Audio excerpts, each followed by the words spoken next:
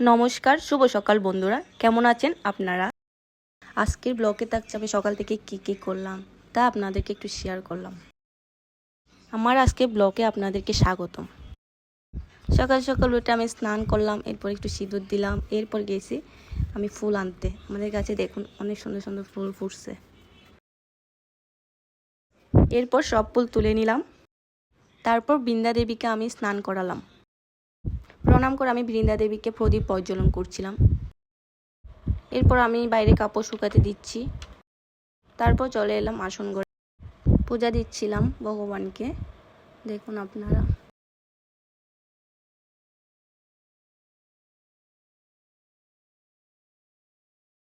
পূজা শেষে আমি ভগবানকে আরতি দেখেছিলাম।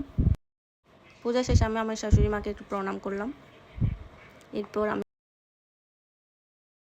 এরপর হাজব্যান্ডকে প্রণাম করলাম এবং এরপর আমি চলে আসলাম মালা জপ করতে। মালা জপ শেষ করে রান্না করতে চলে আসলাম। আজকের ব্লগ এতটুকুই, সবাই ভালো থাকবেন, দেখা হবে নেক্সট ভিডিওতে। টাটা।